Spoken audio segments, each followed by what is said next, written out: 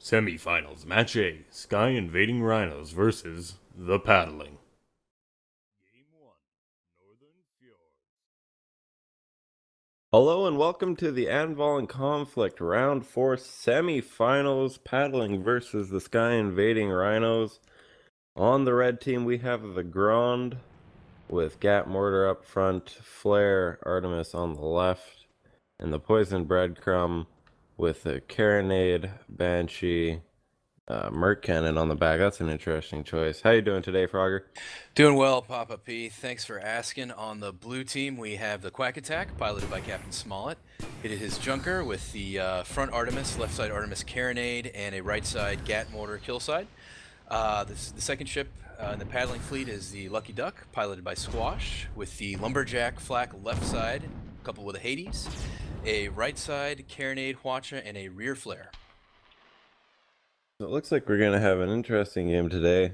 Sky Invading Rhinos maybe being influenced by Merryman's game against, who were they up against when they took? The Gentlemen? Gents. They were up against the Gents, yeah, and we definitely saw the Squid used to its full potential there versus the balloon vulnerable galleon of the Gents. So both of the paddling ships here are quite vulnerable to balloon popping, the Junker and the galleon.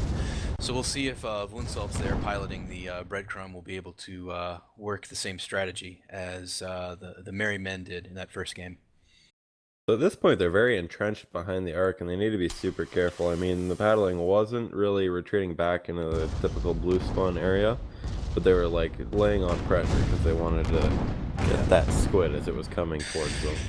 Yeah, the Breadcrumb definitely just got its nose slapped as it poked its head out there. So it's falling back behind that arch. One thing that's going to mitigate the effectiveness on the squid on this map, I feel like, is the higher Big ceiling. guns. I feel like that too, but there's more distance to drop in fjords in a lot of the areas. So it's going to take longer for those ships to bottom out, especially in the ravine areas beneath the clouds. And it might also be possible for the squid to lose track of its target as those two ships, in the event that their balloon is popped and they begin to drop to the floor, they fall into the clouds that cover those ravines. It might be difficult to stay locked on target for them. So we'll see.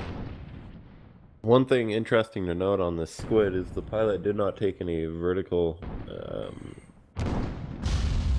intoxicants whatsoever, so they're going to be very, very limited as to how they can dodge.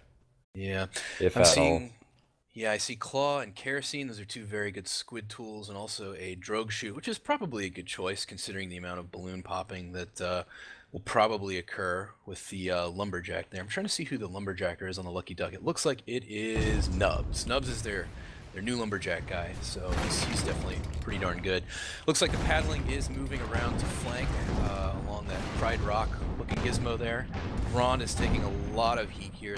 The Rhinos are just kind of reeling there, trying to reposition, going under the rock there. Nice bit of evasion. I like that. It's a very nice bad maneuver. tap from ground. And Yeah. they're gonna look like they're just gonna coast around here and keep up the pressure, but this could just be a really weird game of Ring Around the Rosie. Yeah, Poison definitely. Breadcrumb's gonna get murked here. I really think should have brought hydrogen or shoot vent and then like stayed up plate sealing something just to make it easier to dodge. Yeah. One thing that's going to be tough for the Breadcrumb to overcome is the double Artemis side of the Quack Attack. Those weapons will be taking out engines and guns, and you can see there the Breadcrumb is just getting slapped down. There goes the armor, waiting for those killing flak shots to land. Looks like Moriarty missed there, but the Breadcrumb is definitely out of action. Paddling is switching fire to the Grand while the Breadcrumb is reeling here. Grand is all on its own. However, Quack Attack's balloon is out, and it is somewhat out of the engagement, leaving the Grand in a sort of mini 1v1 here versus the Lucky Duck. But the paddling definitely has the upper hand here as the Grand's balloon is out and its armor is also substantially damaged. And there goes the Zards. Poison Breadcrumb.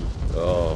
The Grand just got slammed there by the kill side of the Quack Attack, leaving the Breadcrumb in a 2v1 here. Definitely not a good situation for the Rhinos here. And they're on the Quack Attack's kill side, so that's not somewhere you usually want to be, and Lucky Duck's just going to open up the long range side, ascending to try and get arcs.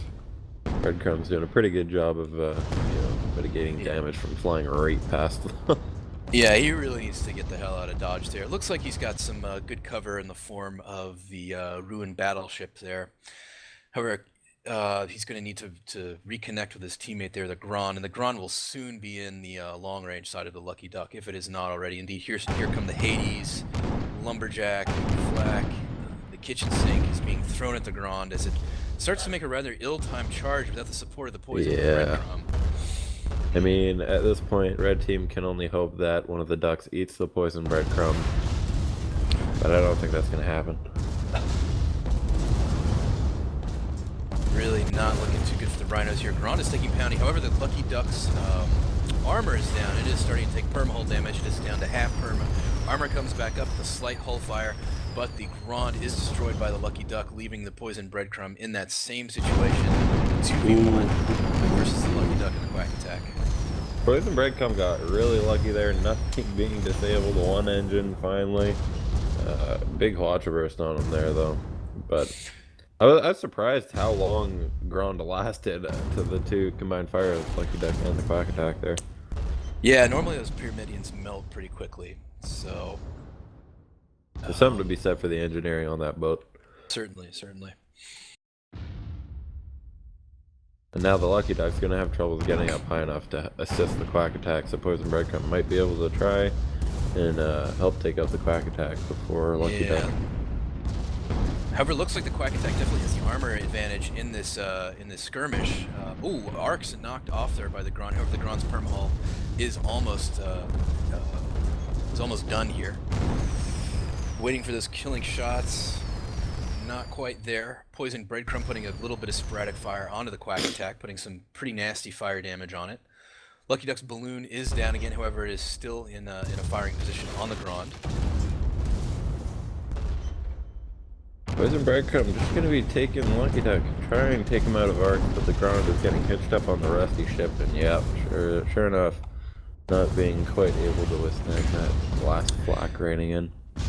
However, you are really seeing the Squid's effectiveness against the Galleon, especially towards the end of this last engagement. You can see how the Squid was able to pop the balloon of the Lucky Duck and briefly take it out of arc for a period. So some of the same effectiveness we saw from Zill against the Gents there. However, I just don't see the same sort of coordination or aggressiveness that we saw from the Merry Men with regard to the Squid Pyramidian build. Yeah, that's something I definitely noticed in that Gents game is when they were laying off the aggressiveness and like running away. Yeah. Is when they started dying. The Squid, at least. Yeah. In my opinion, you want to close as much distance as possible with that and try and stay out of arcs. You've got to close that arm timer. You've got to coordinate. You've got to move in there quickly. You can't afford to just float around in their arcs, or else you're going to be in a bad spot. But the problem with the Lucky Duck is it has the Quack Attack protecting. Right, yeah, coming in under that dual Artemis fire, it's going to be screwing up your engines, going to be screwing up weapons, and if you even get into the position, by the time you get there, chances are something ain't going to be working with your ship. So it's definitely quite a difficult combo to overcome here. Seeing another charge here, and it looks like they're getting a little more aggressive. However, the Squid is flying into the close range side of the Lucky Duck. Not exactly sure why they're doing that. They would have been a lot better off just staying off in the left-hand side there. Another bad overshoot. It's got the back end. Yeah. He's going to end up taking out that balloon. Quack Attack ended up focusing the Squid on the way in, which gave Grand a bit of a window of opportunity to try and land a couple shots on the Lucky Duck. Now it looks like they have a kind of split engagement happening. Yeah, the breadcrumb is kind of floating in and out of the engagement, putting a little bit of fire in the Lucky Duck, then a little bit on the Quack Attack. However, it's not enough to keep its ally, the Grand, alive. So again, the Squid, down to about almost half perma-health, is forced to flee, forced to disengage, and reconnect with the Pyramidian, down 0-4, unfortunately for the Rhinos. I feel like we should take this scene, put a sepia filter over it, and just put some ragtime music in the back as he's running away. Yeah. Just haven't seen the coordination that's really needed to crack the paddling. The Squid really needs to just close the gap between it and the Lucky Duck, take that balloon out and see if it can put it on the floor. However, it's just just isn't quite happening here. So I mean, they're managing the zone pretty well, but they're already 4 kills down just from that Pyramidion alone. and that's one of the disadvantages of the Squid Pyramidion build. You know, it's really just very contingent upon the gunners of the Pyramidion to get those kills, unless the Squid can get a very isolated, still very drawn out kill on the Galleon, or whatever its target happens to be. Poison Breadcrumb taking a withering amount of fire here, multiple armor downs, taking a bit of perma damage there, but it's still hovering around half perma there. So the Rhinos are just kind of not able to formulate a plan and act on it here, with the Lucky Duck and the Quack Attack putting withering fire on them whenever they pop their heads up behind the battleship. Now,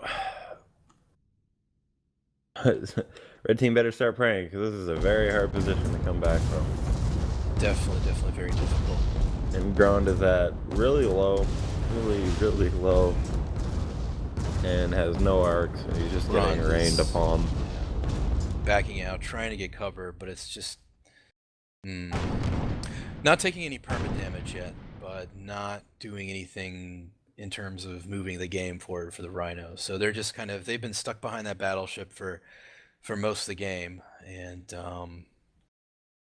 not entirely Quack Attack clear how just they getting can impatient. He's like, he's got his kill side out, and he's kind of baiting them pretty well here. They're rising, and they'll soon rise into the Lucky Duck's arcs, and if they Lucky Duck can catch them and kill their balloon over top of that rusted ship, then they'll have a very rough time running away. Yeah, definitely. But it looks like the Rhinos are playing extremely conservatively here. They know that they are down 0-4, and it is not a good situation for them as the Breadcrumb gets its armor continually broken here. Battling is just going to town on that rusted ship right now. They really are. They really are. Maybe if we kill the terrain, it'll get rid of it. That would seem to be the idea, but I don't think that'll be happening for them anytime soon. I think instead they're going to rely on Smollett here to overextend slightly, try to bait these guys out to get that 5th and final kill, even at the risk of losing the Quack Attack. Looks like it's working as the Gron is starting to take fire from the Lucky Duck here. It is backpedaling, still attempting to keep arcs on the Quack Attack. However, it is taking a lot of damage. Their armor is down, almost down. Balloon is down. It is just not. And who's gunning for the paddling today? They're missing a lot. On which weapon? Looks like Lumberjack. That would be Nubs. That would be Nubs. So. Nubs. And now they're just gonna, man, this is kind of. Do you think Quack Attack could 2v1 them? It's entirely possible. Or at least commit them. I think it's working. I mean, he's breaking up their formation. He is technically overextended. But before these two Flack ships takes out that. Yeah, they're reelings here. I mean, they're not really able to. Well, actually, Quack Attack could be in trouble now. Its balloon is down. Armor is down to about was down to about a third. It is managing to come back up. But it is in a bit of a spot here. They may actually be able to get this kill. I think Smollett maybe got a little too over-aggressive. Sure enough, he is stuck on the side of the battleship, subjected to the focus fire of the Gron and the Breadcrumb. Taking a really bad ram there. Gotta watch out for that. This is like a microcosm of guerrilla warfare, just hiding behind a rusted ship, trying to bait them in. Curious to see what Squash's reaction is going to be here. Looks like he is. They did manage to bring down the Quack Attack. That was largely Smollett's fault. I think that they were just kind of getting a little over-eager there. They knew that they were up 4-0, and Smollett was probably just like, screw it, I'm going to go in and try to smoke him out. And Red, seeing that this is probably one of the only beautiful windows that they'll get here, they need to try to put as much pressure on the Lucky Duck as they physically can. Yep. Unfortunately for the Rhinos, Smollett is probably only about a kilometer out. He will be re-engaging very, very shortly. However, it might be enough for the Rhinos to get a kill on the Lucky Duck. Armor is almost down here, and the perma is already down to half. So unless Smollett gets back in there and does something, Squash might be in a bit of trouble here. They're not panicking yet, and they still only have one person on hull, so they're not quite like panicking yet. Oh, Breadcrumb getting caught up on the rock though. Quack Attack gonna drop shoot on him or something there. Looks like Lucky Duck might go down here. Sure enough, the Grand does manage to get the kill on Lucky Duck. Rhinos are back up 2 kills to the Paddling's 4.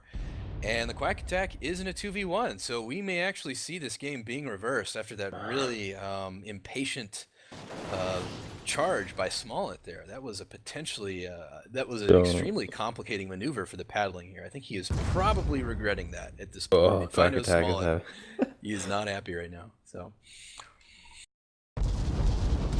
yeah, Quack Attack was having a real rough. They're getting caught up in this very narrow rock formation.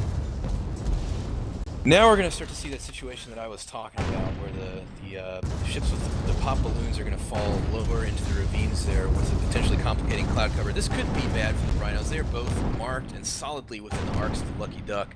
So I expect that if the breadcrumb here is focused effectively, that they might be in some trouble here. Grand is going to work. Cue working man by Rush. Man. Well, this game is full of surprises, huh? I mean, Paddling had a really commanding lead for the first 4 kills, and then rather unfortunate rush by Smollett really made life difficult for the Paddling here. But seems like they may have nobody to blame other than themselves for this. Looks like the Quack Attack got a pretty good spawn and it will re-engage, but Lucky Duck's armor is down. It's taking serious damage. Poison Breadcrumb evaporated there. Oh, that is so inconvenient. They were going for their 4th kill on the Paddling, and he gets squashed in between the Pyramidion and Lucky Duck. Yeah, that's kind of what I was waiting to see there. You know, once those Lucky Duck gunners get warmed up, it's only just a matter of time before those kills start, you know, just happening very efficiently. And I think that's basically what we saw there in that last engage. But still very, very strong performance by the Rhinos. 3 kills to the Paddling's 5.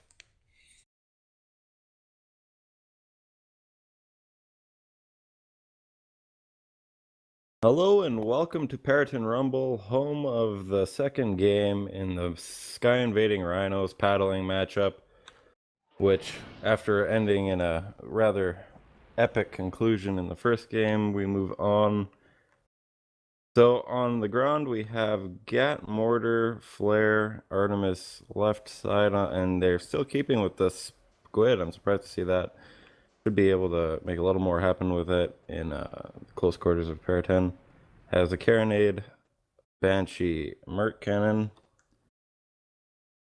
Alrighty, and for the Paddling, Smollett has switched to the Dirty Duck, his trusty Pyramidion. It is a Gat mortar front with a double flare left side. And Squash is once again in the Lucky Duck with that standard Lumberjack, Flak, Hades left side, Carronade, Hwacha right side, and Flare rear. Now, something interesting to note about the Paddling's build is the amount of flare guns that they take. They take 3, which for a lot is overkill, unless I missaw. No, they are taking 2 on the Dirty Duck, which is an interesting choice to me. Sacrificing the Merc Cannons. Yeah, I think at least with regard to the Merc Cannons, there's so much obstruction on Periton that they probably thought it might be more worthwhile to just have extra flaring power, both for utility and offensive purposes.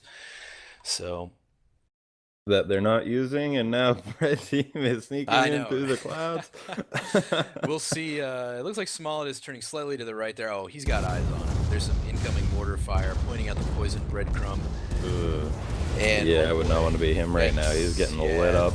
Yeah, he is starting to take perma damage. That thin squid armor went down. It is back up briefly. There goes the armor once again. Mortar shots. Lucky Duck has a clear lane straight down that pit, and now Poison Breadcrumb is kind of panicking.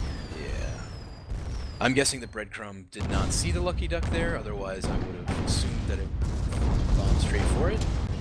But it is now in something of a bad situation. However, the Dirty Duck is also not in the best of situations either, with the Grand firmly on its stern. But the Breadcrumb is taking a withering amount of fire here. Lucky Duck is trying to switch to close range side. No, are they? Looks like they're possibly velcroed a bit here, Papa. Man, Poison Breadcrumb doing a lot of nice work here. Yeah, Lucky Duck's balloon Ducking and is dodging, down even here. without kind of critical movement. Like Dirty Duck has come about to re-engage on the Grand. Lucky Duck has a ton of component fires on it.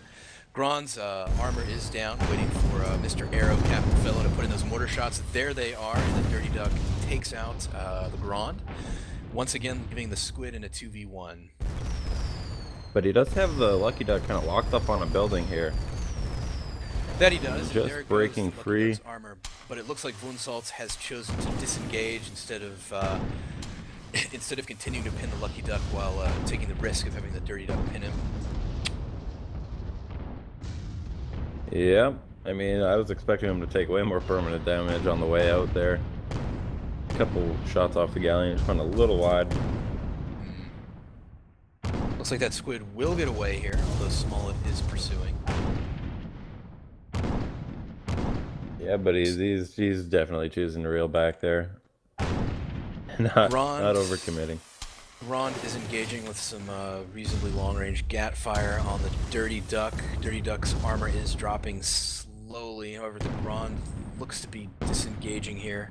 Dirty Duck countering with some gat fire of its own. Lucky Duck trying to put some long-range fire on the Grand, however it looks like one of those shattered buildings is preventing that. I wish I had gat gunners that could land gat fire from that range. Yeah, it's really, really nice. Very, very nice to be able to have Poison Breadcrumb, it's going to be interesting to see who he decides to focus. Looks like he's going to be going in on the Dirty Duck. Dirty Duck's balloon and hull are down. So Lucky Duck choosing to focus Grand, even though he's obscured by a building. Poison Breadcrumb, ooh, bad ram off a building for the Dirty Duck. Taking a lot of perma hull damage there. Dirty Duck is definitely damaged quite a bit there. Very nice harrying fire by the Squid. I'm just trying to get rid of those engines, I think. Yeah, I'm looking for slightly... I'm just not quite seeing the effectiveness of the long-range fires of the Lucky Duck that I'm used to seeing. I'm not exactly sure what is happening there. Maybe it's just the defilade that the Grand is behind there, but I feel like... So I'm not the only one who was seeing that. Yeah. No, I definitely feel like something was going on there. So,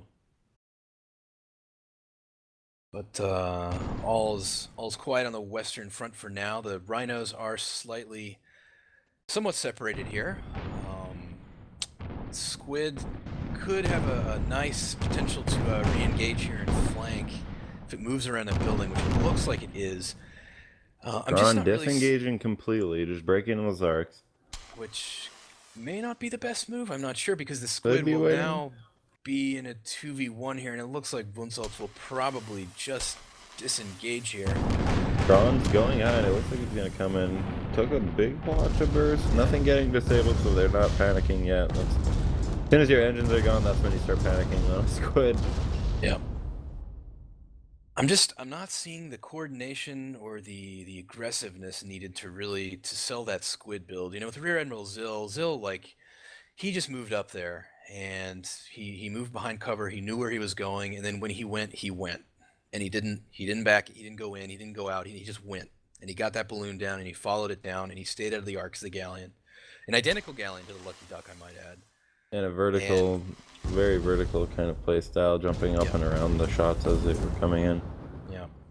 Here I'm just seeing a lot of wishy-washiness, a lot of, you know, they don't want to quite dig in and engage, and you know, it's understandable. It's the paddling, really nasty, but I don't know if it's gonna serve him very well here. Poison Breadcrumb's armor is down, but he's managing to just get out of arcs. He's got no guns on the Lucky Duck. It looks like he's just gonna coast right on by. Dirty Duck taking a bit of a convenient ram there, swinging his arcs back onto the Squid. Ron is just at a sliver here. Not a good situation for the Rhinos once again. The Breadcrumb is playing hide and seek, but presently little more than that, although it did manage to get a really nice engagement on the Dirty Duck earlier. Right now I just feel like the paddling's ranks are too tight, and the Rhino ships are too low an amount of health to put any effective fire on them. So I agree with that assessment. Finally using a flare, one of the 3 flare Yeah. Ron just managing to back up, takes a couple bad rounds. I'm surprised he didn't die just from the end. He's dead. So the Yeah. Rams got to him. Yeah. Poison breadcrumb, very trying to find its place in the engagement here. It wants to focus everyone, and then as soon as its teammate dies, focus no one. So I think the paddling is figured out by now that they just need to take out the Pyramidion to get the squid to just run away. Yeah, and that really should be their priority of fire. The Pyramidion is much easier to kill than the squid. Squids have a lot of Are hard to hit. Yeah, and they're hard to hit. I mean, they only have 250 armor, if I'm remembering correctly. They only have 250 armor, but they have 850 permahull, which is considerably more than any other ship other than the Galleon. I think I might be wrong about that. I know at least that squids have a lot of perma, so they're tough to kill, especially considering how quickly that armor rebuilds. So looks like we're gonna have the Grand re-engage here. Lucky Duck should be putting long-range fire here on it shortly, although Grand has a decent bit of defilade there, enough to just fire on its own, and the Dirty Duck while avoiding the long-range fires of the Lucky Duck here. Dirty Duck looks like he's getting a bit out. Poison Breaker might be able to put a little bit of damage down on him, but he's gonna be retreating. Just leaving Grand to the worst of it. The Hades Lumberjack Black Rain in. Oh, but he did manage to dig him out. He did indeed, yeah. It looked like the paddling had the armor advantage there, but all of a sudden Smollett's armor dropped precipitously. So I actually missed that. I just saw the ship death. Didn't actually see the fires going down. So now is the time for the Rhinos to engage here. I'm not exactly sure what the Grand is doing. I don't know if he's going to try to isolate the Dirty Duck and 1v1 it. I'm kind of surprised to see it back off there, but it looks like the Poison Breadcrumb has the right idea. It has popped the balloon of the Lucky Duck, taking a bit of a bounce off the Galleon there, though.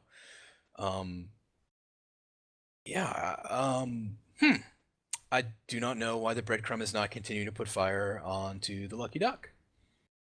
Really not sure about that, but he's gonna be tearing into him, but he's on Lucky Duck's short range, so I'm expecting a big Hydra burst face. Yeah. Nothing as of yet, and nice squid ram. Very wow. Good tanking it. Good fires there, good amount of perma on the Lucky Duck. Grand may go down here. Mortar slamming, and sure enough, there goes the Grand. I feel like the Rhinos are just lack. They're not being the aggressiveness. They're just like floating around while the Lucky Duck was isolated. That squid needed to be on that fucking Galleon like white on rice, and it just wasn't. And now it's paying the price. I expect it'll probably there it goes. The Rhinos are down 1-4. So they really lost a golden opportunity there. If they had just seized that, and if they'd both steamed in and just straight away put fire on the Lucky Duck, they probably could have gotten that kill and left the Dirty Duck in a 1v1, but they did not. So I feel like there's a couple gunning decisions that really helped Zill out on that squid. Because if I remember correctly, he did take a gunner. I believe so, yeah. Zill, yes, I believe there was a gunner on that squid. So I feel like the added value of having an extra gunner would help instead of an engineer, just helping lay down more could be fire with that carronade. Definitely switching between heavy and grease could increase the damage for sure.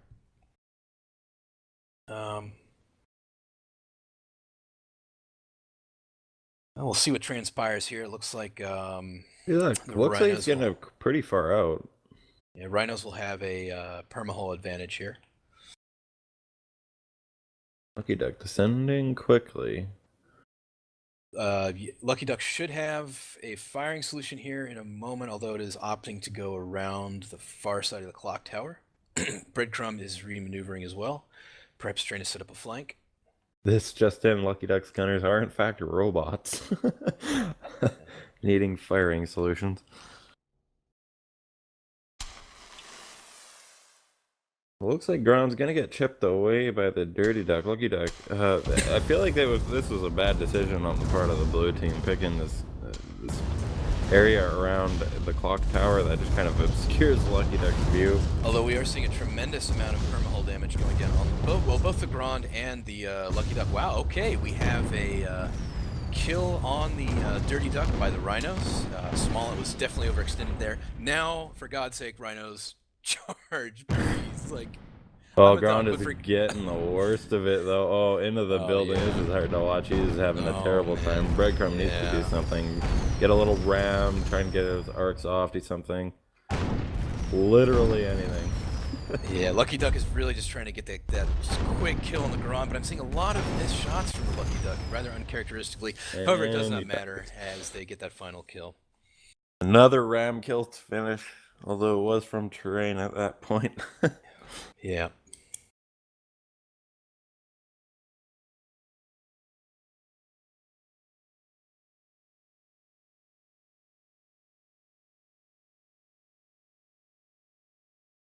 Hello and welcome to the Anvalan conflict.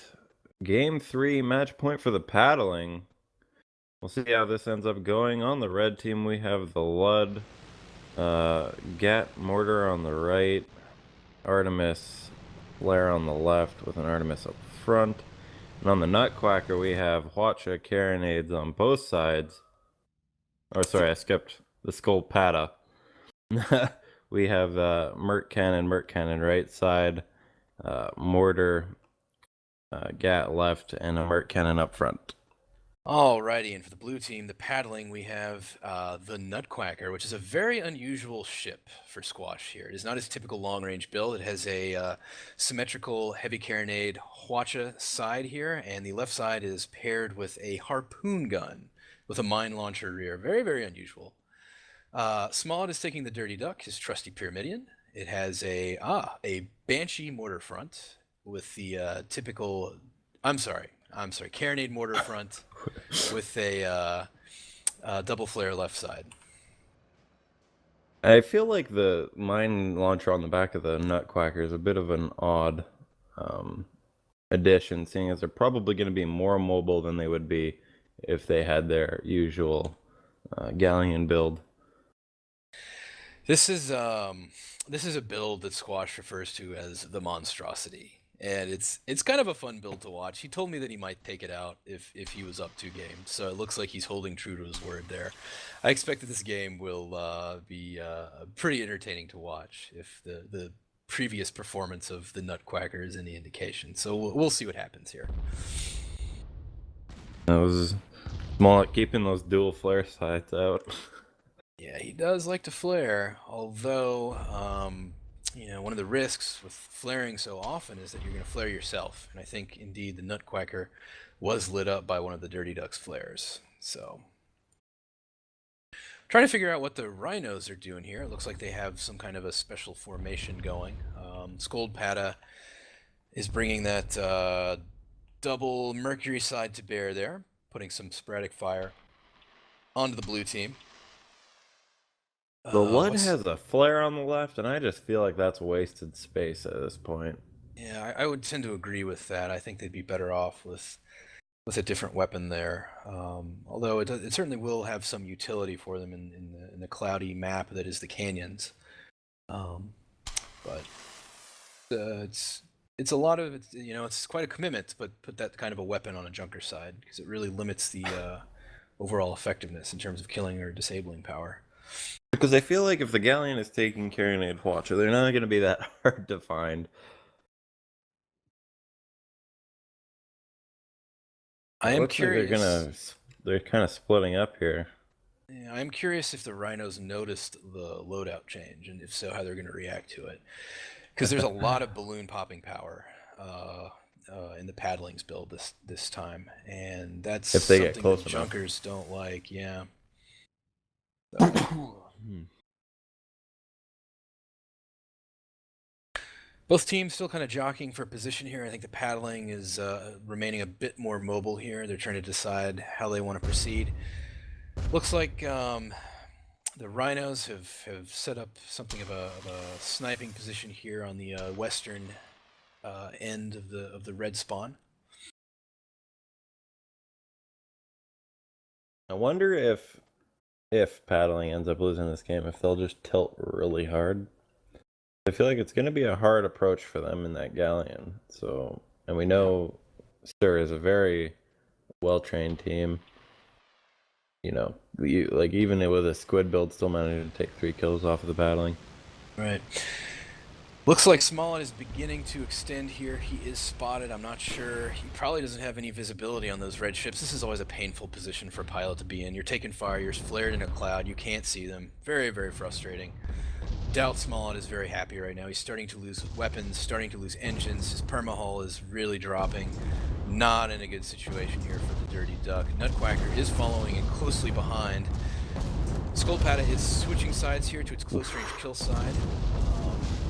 Dirty Duck is taking really serious fire here. Nutquacker is coming in on the Skullpata.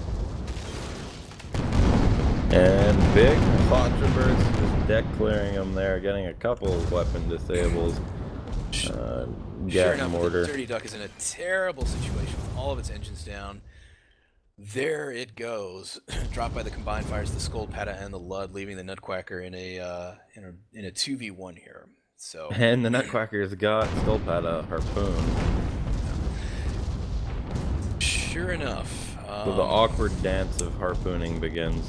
Harpooning really makes it difficult for a ship to maneuver, especially a light ship like a junker. You can see the 2 junkers slamming into each other due to that harpoon there. However, the Nutquacker's armor is down and it is taking. Actually, no, it did not take any perma damage there. So no mortar fire from either of the 2 red ships, leaving the Nutquacker to continue its harpoon ballet, as it were. And now they're just at the mercy of 2 junkers worth of fire. Yeah, this is really not a good situation for Squash. I think I feel like Squash is the agoraphobic. He doesn't want to leave his house. He doesn't want to leave his flak lumberjack galleon. Because the outside is scary, and this is what happens in the outside. You get mugged by 2 junkers at jumping. Well, I mean, I think this has always been a very problematic build from the outset. There goes the Lucky Duck, the red team managing to go up 2-0. Yeah, obviously you're right. If the paddling does have its thing with that lumberjack, flak, Hades or Merc side, and they have been practicing this, and I have crewed on it a few times. But to be honest, like perhaps this was my poor performance, but I had a bit of difficulty on it. So kudos to them, I guess, for taking it out during a tournament match. But I have a feeling that if they lose this game, they will return promptly to the Lucky Duck. We'll see, though. Well, to be honest, the Nutquacker's just a retrofitted Lucky Duck. I guess so. Pretty substantially retrofitted. I don't know. I was promptly corrected by Squash when I called it the Lucky Duck. Remember, it's Squash's galleon. I think that'll always be the Lucky Duck. I suppose so. It was written on stone. Dirty Duck looks like he's just kind of just waiting. So if you're the paddling, how do you try and approach 2 junkers? Oh man, well, they really had a bad charge there, that last engagement. It's really just kind of a nightmare situation for an anti-gun line charging maneuver. You know, the Dirty Duck was in clouds, the red team flared them, and so they had eyes on the Dirty Duck, whereas red team was both in clouds, fortunately for them. So the Dirty Duck could not see where the enemies were, where they were being fired upon. So it just basically was wandering into a trap blindly. And here I think the engagement will go slightly better. However, there's a bit of dispersion between the Nutquacker and the Dirty Duck. They need to close that up. Although I think it's intentional that the beefier galleon is now sort of leading the charge into these 2 junkers. I think that's probably what they should have done last time. I'm not sure why they didn't do that, but looks like... Ooh, and their guns are getting disabled. Nutquacker's taking a bunch of hits on his weapons. Sure enough, you don't want to lose them. Yeah, it looks like they have lost both carronades there. Not a good situation. No, I feel like this is just... He's not keeping any of his broadsides on. Maybe that was a purposeful ram. I'm not entirely certain. Yeah, Squash's playstyle is definitely quite a bit more aggressive here. Now we're seeing some effective fires laid down by the blue team. Lud is left in a 2v1 here as the Skullpata goes down to the Dirty Duck rushing in afterwards. That's exactly what they should have done before. The Galleon should have gone in first. And the Pyramidion is a much more fragile ship. The Nutcracker, on the other hand, can take a lot more punishment. And sure enough, it did with only just the barest scratch of permit hull there. So much more effective second engagement from the paddling here. Remains to be seen if they can clean up that Lud kill. However, the Lud is hooked. The Nutcracker did manage to sink a harpoon into it, and that is not a good thing for him. Really, really limits its range of motion. Here comes the Lucky Duck. Watcher barrage is just going way wide as you could tell Squash just repositioning because he didn't want to hit that rock. Yeah, Smollett's in a really frustrating situation here. I'm sure he is shouting at Squash over TeamSpeak to get the hell out of the way because his arcs were blocked there for a solid 10 to 15 seconds. Dirty Duck now has a solid firing solution on Lud. Lud's armor is down and just a withering amount of fire, and that flimsy Junker permahull is disintegrated, tying the game up 2-2. Skullpata just going to be retreating. However, his teammate will probably spawn in this canyon. Nope, he's getting a really convenient spawn way off to the side. So now it looks like they kind of switched spawns. Yep, we definitely need to see a repeat of that.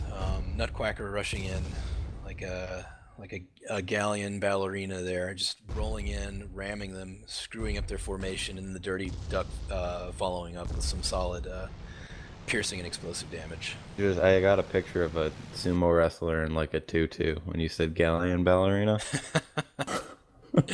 That's pretty much the concept there, Papa P. Huge disconnect on red team. 1 rock's worth to be exact. So blue's gonna have free range over the Skullpata until Lud gets in the fight.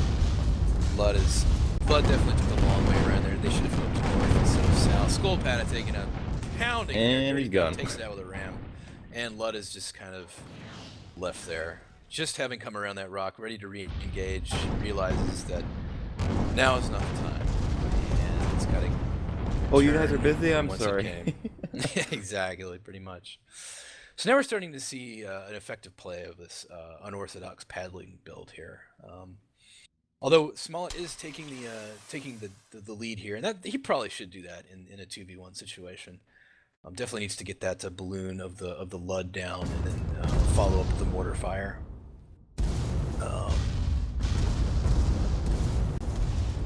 They're chasing the Lud, and Lud's kind of like disconnecting himself from his teammate by backing up instead of going forward there. But he does have free range on the Dirty Duck for a bit. Yeah. Nutcracker's way out. Yeah, this could be good. Skullpata is coming around in a position to flank the Dirty Duck. So if his guns manage to put fire on target, Dirty Duck could be in a lot of trouble here. Armor down on the Dirty Duck. A ton of damage there. And Skullpata's everything is gone now. Yeah. Skullpata took a nasty Watcher barrage there. Lud is out of position here, and let's see what Squash does to mitigate this 2v2. Skullpata is hooked by the harpoon. I'm wondering if Squash is going to go right guns on Lud. No, he is staying on left guns to try to hit the Skullpata there, but not the best of situations for the Nutcracker here. Starting to take fire off the stern from the Lud. So why are the Nutcrackers Watcher gunners or Watcher grenade gunners using heat sink rounds? You know, I'm not sure. That's just what Squash takes. I've never actually talked to them about it. I'm not sure. There may have been some changes to the DPS of heatsink, and also, I mean, fire is such a big problem now that although there's no fire to speak of in this build, really. I really don't know. I'm not sure. Yeah, but he's using it on the Watcher too.